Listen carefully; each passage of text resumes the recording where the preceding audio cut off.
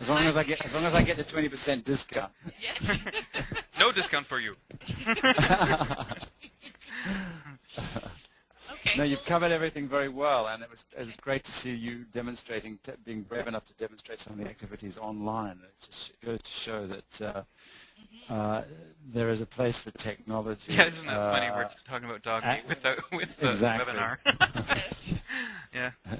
Anyway, so if anybody has any questions for Scott, he is the author of this book, of course. So if you do have a question for him about anything we've talked about, yes, co-author. Thank you. I'm sorry, I don't mean to throw at Luke there. Then please write your question in the question box, and I'm sure he would be happy to comment on it. Now, hang on, can I see the question box? I don't think you can. Oh, you're going to read them to me? Yeah, I'll read them to you. We'll have to read them to you, yeah. Okay. It's one of the, I mean, people notoriously are not that question-y. yes. And actually, we could unmute people. Raise your hand if you have a microphone and you would like to be unmuted. So, for example, if you don't really want to ask a question in the question box. Okay, Anna. All right. Liz. Oops, hold on. Oops.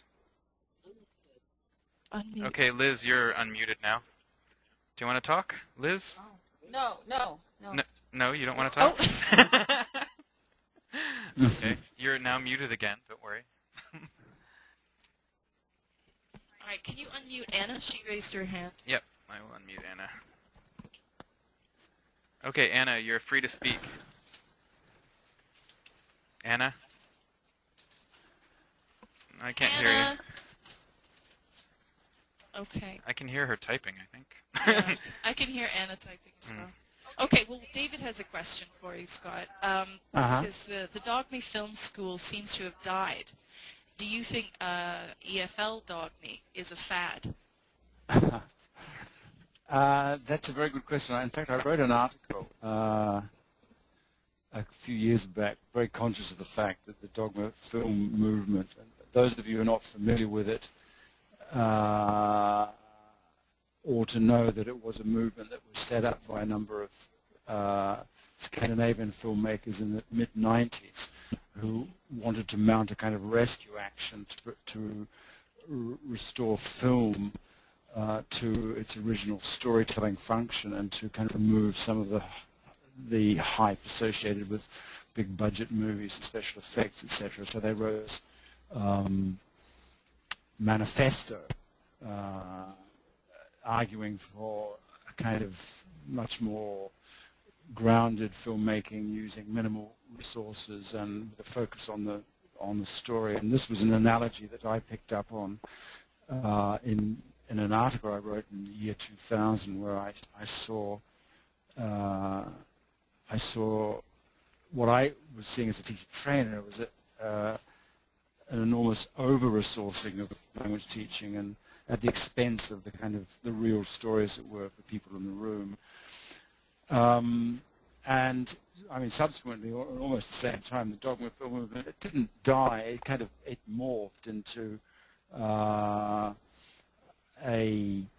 sort of way of looking at film that was anti-Hollywood in a lot of respects, but some of the original proponents of that movement, like Lars von Trier, went on to make some movies which defied the original principles. And so the question, of course, is that was this a flash in the pan? Was this something that and should we see a lesson here?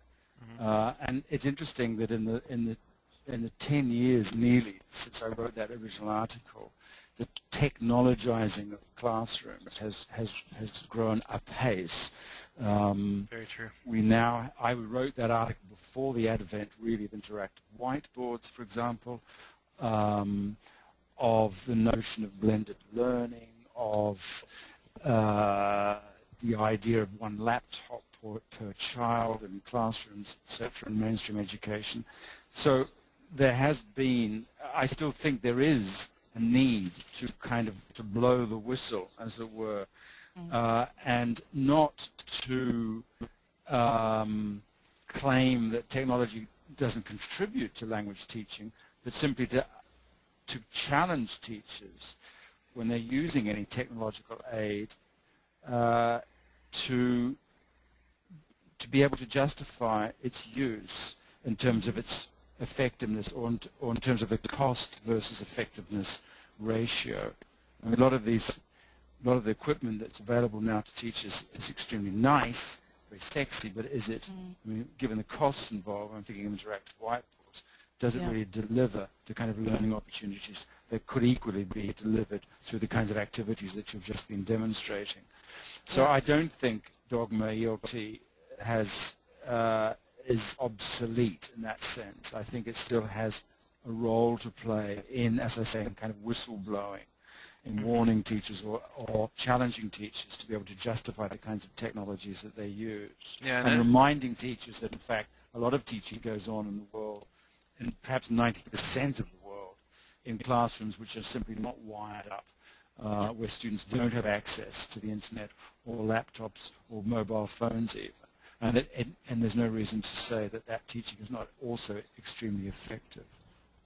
I mean, not to mention the fact that a lot of teachers, from what I've seen, don't, like you said, they wouldn't be able to justify why they're using the technology. I mean, using video in class just to watch the video for video's sake, you know, seems to be something that happens in at least many of the schools that I have worked in, and they just don't know how to use it properly, you know. So this would be a good alternative.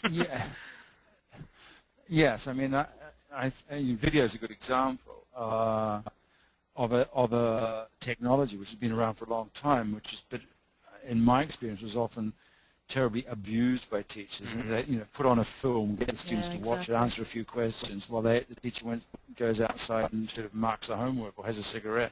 I mean, I'm not saying, therefore, that video is of no use. It's of fantastic use. And YouTube, I think, has reinvented the concept of using video in the classroom. But there needs to be a kind of health warning stamped on the use of videos. This is not just an excuse for the teacher to abdicate their responsibility. Exactly. Yeah, exactly. We have another question, Scott, and I'll read it out directly as it's written. This is from Anna. She says, Tanya brought up the need for the teacher to take some distance and keep from taking over during these types of lessons. How does dogma ELT help teachers to reflect on their role in the class? That's a very good question, and I think this question of distance is an important one. It's not, as I said before, I use the term abdication. It's not kind of like handing over the classroom. There is this kind of, the degenerate view of learner-centered teaching is that you just hand over the classroom to the learners. And of course, this is exactly what they don't want, else why would they pay to go to a language class in the first place? They want help, they want guidance, they want feedback on their language production, they want structure to their lessons. At the same time, they don't want to be frog-marched through a lot of activities that they could have done just as successfully at home or on the internet or using a CD-ROM or whatever.